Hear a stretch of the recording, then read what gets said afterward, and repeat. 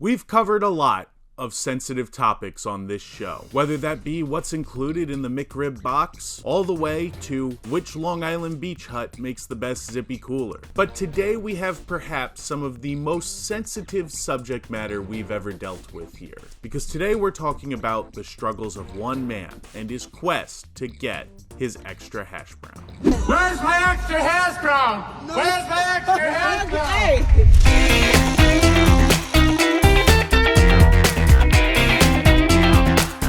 For an extra hash brown, I do not blame him at all for this reaction. Szechuan sauce! I pickle Rick!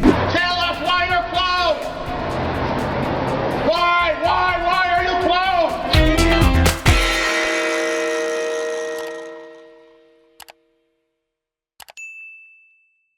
Have you ever waited in a drive-thru, for like a really long time? Because as somebody who's constructed an entire docu-series mostly around fast food, I can tell you confidently that I have. I believe my record is an hour and a half waiting for a McDouble at the McDonald's on Walt Disney World property. And the thing about the drive-thru is that it's full of false promises.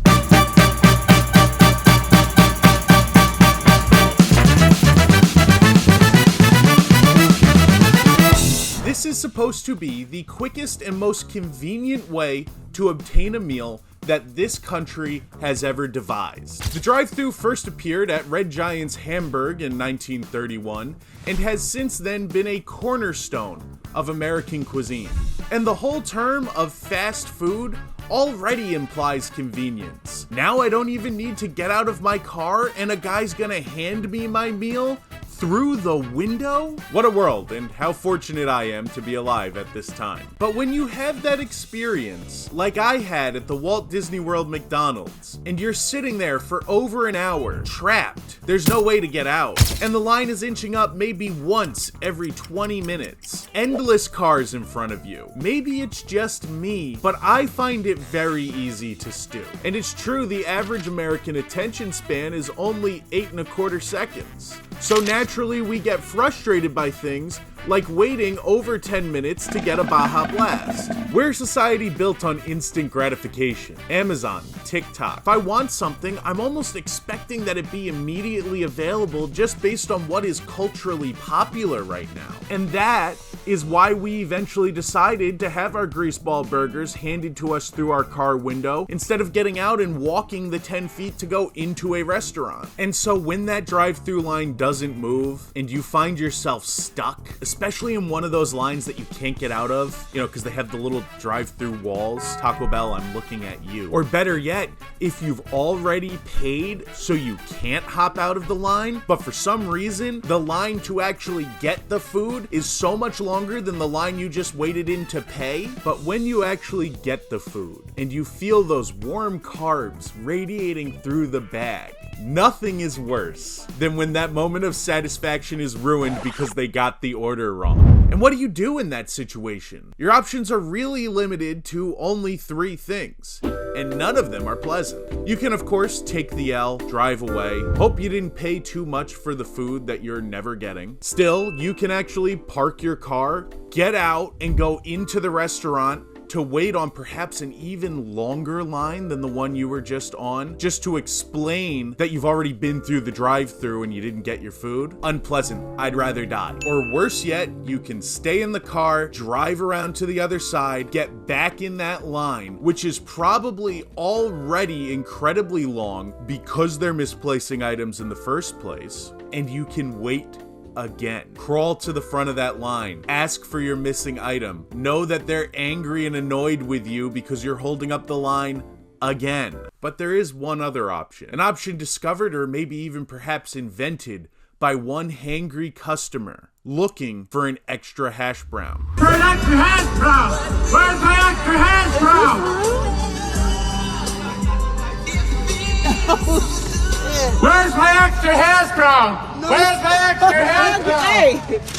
What? Y'all better get up in his hash brown. Get out of my hash.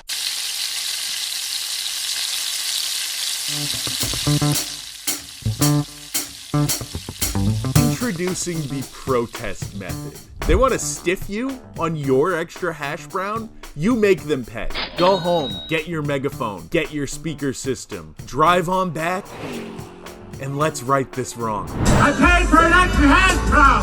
Where's my extra hash brown? This video was posted to Reddit by user MacoMaco13, and very little is known about this man, but as fast food enjoyers, we must admire his dedication to getting his hash brown. And this isn't even the only copy of this video. This guy was seen from multiple angles. Many different McDonald's customers coming into the drive-thru and getting a show. Out there in the pouring rain, with his speaker, making this feel like a powerful church sermon. A freedom fighter on the verge of great cultural change. A man who was fighting for something. I paid for an extra hash brown. Where's my extra hash brown? And if what he's saying is true, and he truly did pay for an extra hash brown, I do not blame him at all for this reaction, for a variety of reasons. Chiefly, have you seen how much these hash browns have hiked in price in the last couple years? When I was growing up in the golden age of fast food, hash browns were a free add-on item to a Happy Meal. McDonald's hash browns may be a little funny looking, but they sure taste great with your favorite breakfast. Sure are cute little rascals, aren't they? You got them for no extra cost with your pancakes in the morning. It was one of the best parts. And at that same time, if you wanted just the hash brown, you could get 2 of them for a mere $1. But today, amidst rapid and severe inflation, hitherto only seen in the mythical Lego City, hash browns are $3. Not 3 for 2, definitely not 3 for 3. One single hash brown is $3 US. I mean, can you even comprehend that? That's an increase of 6 times the original price for a potato. And I'm Irish. Do you know how many potatoes they have over there? One potato is not worth that. And please note, this guy is not out there protesting over 1 hash brown. He ordered 2. He's not saying, "Where's my hash brown?" He's saying, "Where is my extra hash brown?" He's bawling out. This must have been a special occasion for him, because the only hash browns that I'm willing to pay $6 for would be hash browns that mark a special occasion or milestone in my life. This man was treating himself, and he got the short end of the stick, the hash brown stick. Maybe he finally got that promotion, or got engaged, found out his wife was going to give birth to his firstborn child, and he decided to mark that occasion with an extra hash brown. And why not? It's not every day you become a promoted, engaged father. Let's get an extra fried potato in there. And imagine deciding to splurge on that extra $3. And what do you get back? It's definitely not 2 hash browns. It's a bag with 1 hash brown and 1 crippling disappointment.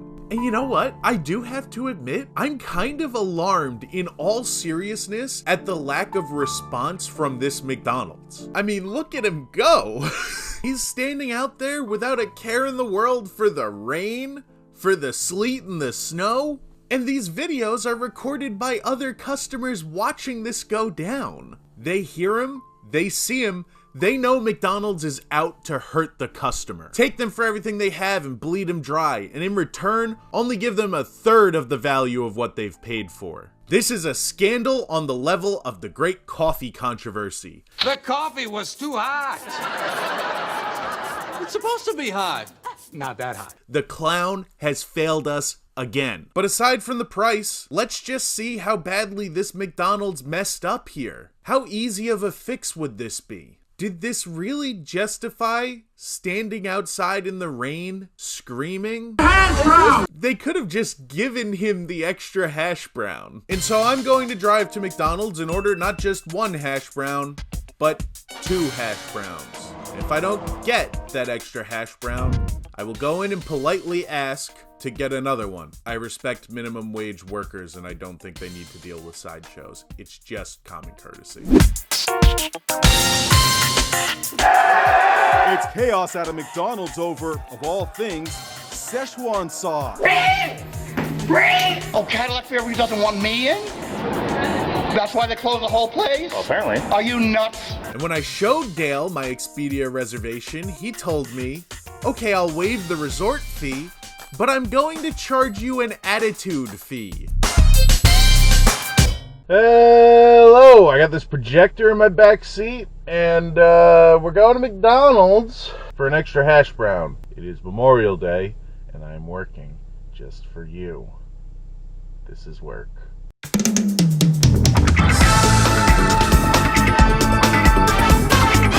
We're not going to my native McDonald's because that would be embarrassing. I never want to give them a problem because I like the girl who works there. It's funny because this is the second go because I felt guilty the first time because the girl remembered what kind of coffee that I like. It's silly to even feel guilty because I'm just going to order 2 hash browns and then tell them that they forgot one. I'm not going to like yell. But speaking of feeling guilty, it's Memorial Day. It's probably not the best time to be a fast food employee. Everybody's off. And we're all going to McDonald's. I sure am.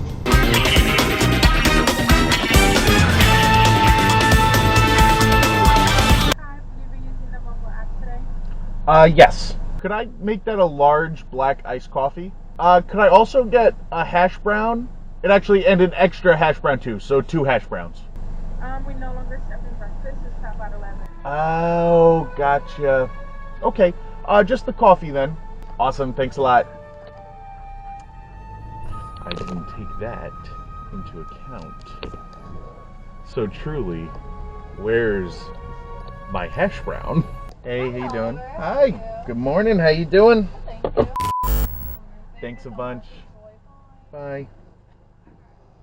See, and that's why we can't do the hash brown thing to her. We're gonna try this another day.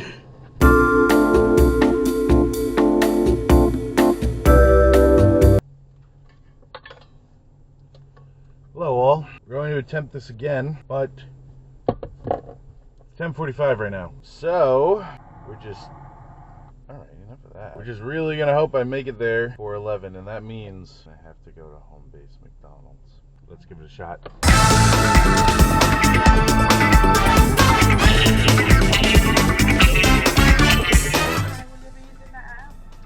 Do you guys still have breakfast, or am I too late? Yes, there's breakfast.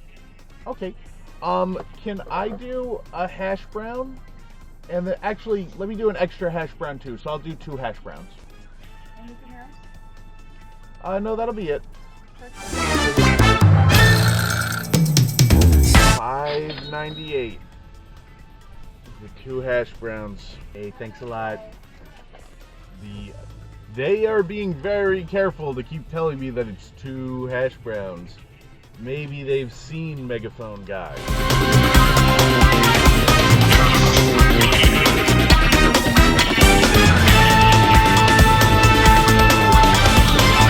It's hot. We got 1 hash brown. You're not going to believe this. I can show you. You're going to think it's fake. You're actually not going to believe it. We got 1 hash brown. It's hot. And you're not going to believe how many more are in this damn bag. This is not a twist I was expecting. There's 2 more!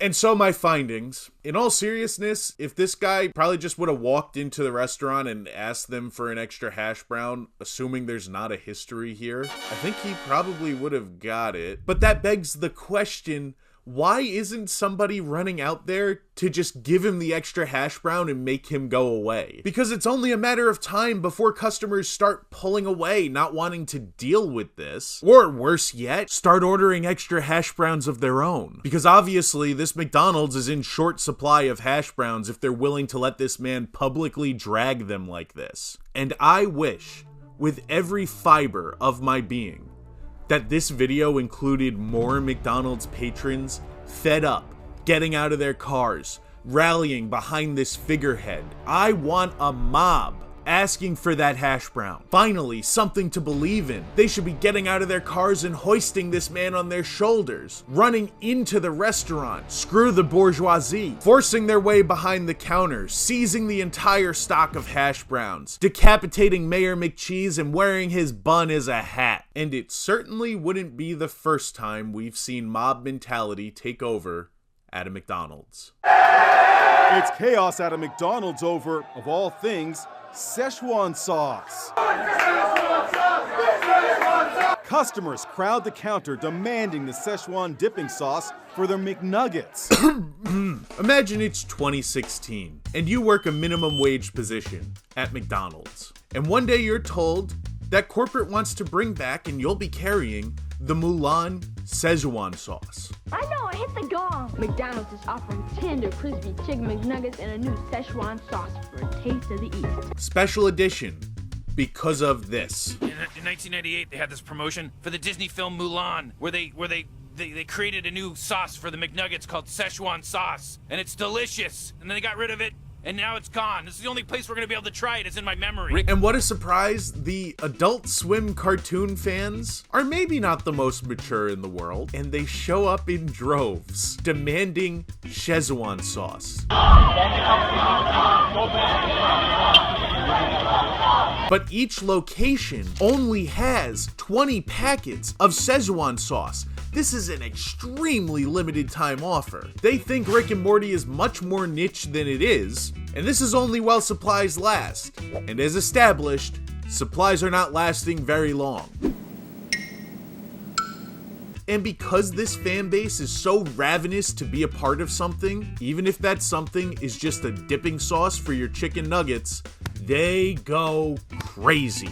And maybe that wouldn't be such a big deal, except that when people come in and ask for this sauce and are being told there is no sauce to be had, they react like this. Wait, you guys have no Szechuan sauce? No. I want Szechuan sauce. Where's my Szechuan sauce? I'm Pickle Rick! Clearly, this is a group of people whose parents didn't love them enough. Rick! Rick! They weren't given enough attention as children, and so now as adults they need to lash out at trivial little things. I can't relate. What the heck? And so they haven't considered that this little joke is coming at the cost of the mental stability of countless minimum wage McDonald's workers, who are already miserable. And now one fan, that would be okay. Actually, maybe even a funny story to tell people about what happened at work. Not that this is ever advisable. But now look at this.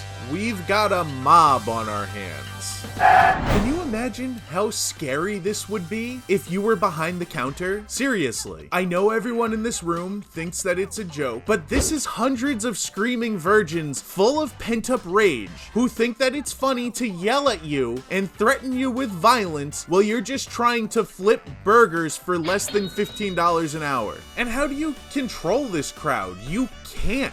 They don't live in the real world. On our planet, we have heard of the famous McDonald's cheeseburgers. We would like some, please. And so you'd think after this crisis, which, by the way, single-handedly ruined Rick and Morty for me. I know it's unrelated to the show, but I also don't want to be lumped in with these winners. I'm Pickle Rick! Also, Justin Roiland seems like a creep. You would think McDonald's would be more averse to protesting outside of their stores and the potential for mobs to form. And so when a hero like this shows up outside your store with a megaphone, a speaker, and no regard for physical comfort, Where's my extra hashbrown? my advice is just give him the hash brown. It's better than the alternative.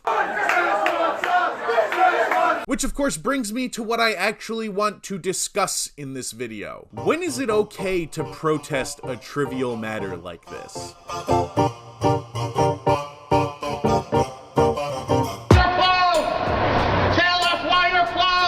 And I guess this didn't help my tally of attitude versus no attitude, because he was dead serious. And I know, I can already hear it, how many people are thinking and maybe even commenting, it is literally always okay. We live in the shadow of McDonald's. We are a drop in the bucket of the mega conglomerate. Never side with them. And I agree. But corporate McDonald's offices, Ronald himself, the Hamburglar, they don't care about this. I'm Tickle Red! Some protests are really just methods to annoy and harass the minimum wage employee, who frankly is not paid enough to deal with you. Why should somebody making $10 an hour at the time have to deal with this?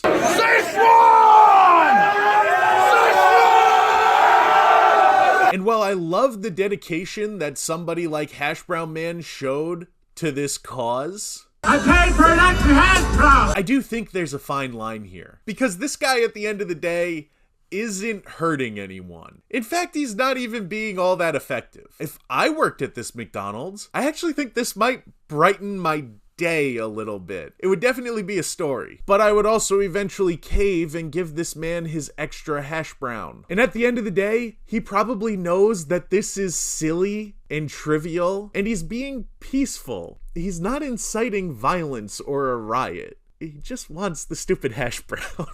He's standing up for what he believes in. And it reminds me of another great protest from my lifetime. The one man, the hero, who over a decade ago now set a shining example for us all when he lashed out against the corrupt Toronto Mall, closing their doors to the people. Why are you closed? Tell us why you're closed! Tell us why you're closed! Why are you closed? And you know, I have to agree. Why? This is a classic case of the haves versus the have-nots. Because this video's over 10 years old and I've seen it countless times. And until today, I never realized there are people sitting in the mall. How infuriating. Why are they allowed in? I don't know. Cadillac Fairview doesn't want you in. Oh, Cadillac Fairview doesn't want me in? That's why they closed the whole place? Well, apparently. Are you nuts? And I hate this. When you're headed somewhere, you just gotta run in and run out, and you just didn't make the cutoff before the place closed for the day. I feel for him, I really do. And notice the bravery on full display here, and the steadfast commitment to the cause, even when others around you don't see the vision. He's standing up for what he believes in. And here's my favorite part, because he doesn't even really notice this kid, or if he does, he doesn't care he's being made fun of. He is on a mission, and some teenager is not going to stop him. Why are they closed? He's not leaving until he finds out. Doesn't anyone else care? And when he's questioned, this man reaffirms that he believes wholeheartedly in what he's saying here. Let the police cut off my balls. I don't mind because it's the cops and they're always right. He wants to go shopping, and the fact that you don't want to go shopping as badly as he wants to go shopping only just fuels the flame. Nothing's worse than when the average person, the person also being screwed, sides with the corporation. It's infuriating. Why are you closing your doors? Why are you locking your doors to the public? Why? Tell us the reason. Why? Get with the cause or get out of the way. You want to go shopping? You don't give a shit, do you? Not really. Not really. The police will do what they gotta do, but as any true protester knows, real change can't come without disruption. Let the police cut off my balls. And while these scenes definitely seem unrealistic and over the top, they aren't actually that far out from the kind of thing that I see in my day-to-day life here on Long Island.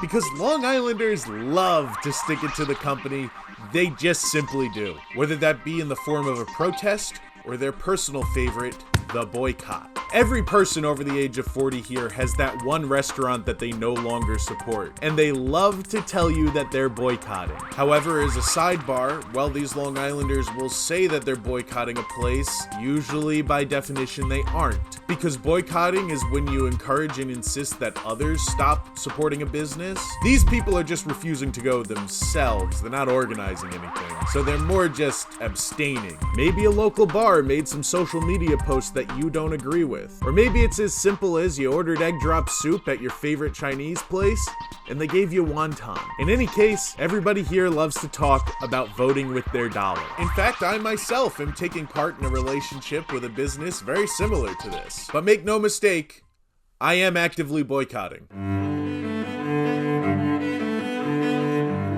This is the Ramada by Wyndham. It's a hotel in Orlando, Florida, and I booked a stay here one night a little over a year ago.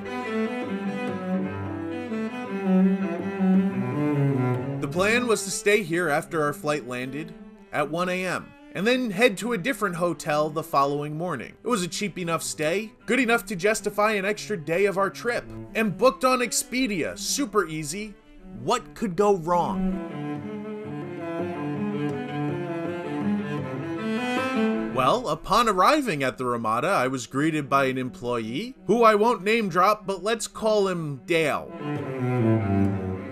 And Dale was telling me that I had to pay a resort fee, even though it said nothing about that online, and it told me I had already paid. But what really grinded my gears was that Dale told me if I had booked over Expedia, I wouldn't have to pay the resort fee, which is wild because I did book over Expedia. But he claimed I didn't, but I did. And when I showed Dale my Expedia reservation, he told me, okay, I'll waive the resort fee, but I'm going to charge you an attitude fee. And let me tell you, I may be biased, but I really don't think I was giving Dale an attitude. I'm pretty sure I'm a nice guy. And so naturally, I assumed he was joking. And I laughed. And I guess this didn't help my tally of attitude versus no attitude, because he was dead serious. And when I laughed, Dale went off, telling me he could just as easily cancel the reservation. Sir, I'm afraid you've gone mad with power. Of course I have. You ever tried going mad without power? It's boring. No one listens to you. And that's what he did. At 2 a.m. in a city that wasn't my own, I slept in a park and ride. And I could move on, just not support the Ramada by Wyndham, but that's not a true boycott, is it? So I headed over to Google reviews and wrote a little novel, which tickles me because I'm constantly getting emails from Google telling me that others found my review helpful. I know it's a drop in the bucket for them, but I feel validated, what can I say? Then I hit my second Instagram account. Lots of Verbs, you should follow it. I post the same picture of myself every single day, but I always include a different quality caption. Here's some of my faves. I also use Instagram's cool away message feature to remind you every single day that you can get anything you want at Alice's restaurant. You can get anything you want at Alice's restaurant. It doesn't matter. I take to posting about this experience on Lots of Verbs. Largely as a joke because this happened with a group of other people. It was my wife's birthday, by the way, Ramada. Thanks. And on these posts, the Ramada by Wyndham actually replies and says, DM us, we'll make this right. So I do. And they ignore me. Naturally, the next thing to do is post about how Ramada by Wyndham commented to make it look like they were gonna make it right, and then ignored me in the actual DM. So I did that, and they commented again, telling me to DM them. And then they ignored me a second time. On the third round of the cycle repeating, I posted and they told me to follow them so that they could DM me directly. I did that, they ignored me. Then they left me a phone number and an email. I did that, they ignored me. These are all just looks to make it seem like they have customer service. They don't. And I'm just gonna keep posting about it. And I know I'll never truly be effective, but it brings me a small amount of peace. However, I wish I could be brave like the Hashbrown guy. Because while I'm not taking it lying down, I'm also not exactly taking it standing up either. Because while protests like the Hashbrown guy seem silly, I actually think in a weird way I kind of respect them. This guy is out here yelling and screaming about what he believes in. Not just bragging about how he won't support certain businesses. He's really walking the walk. He won't be deterred. He wants everyone to know he didn't get his hash brown. And I wish I could be the same. And that's why I'm naming Hash Brown Man the American Genius Hero of the Day. And folks, if you enjoyed this video and you would like more American Genius in your life, feel free to subscribe to this YouTube channel and give this video a like. I do a lot of videos here on just different curiosities that I find and my personal musings. Some of those are pop culture, some of those are fast food. I crushed a watermelon between my thighs recently and I'm making a documentary about it. Thank you so much for supporting my work. I'm Oliver the Ricketts, American Genius. Don't stay at the Ramada by Wyndham.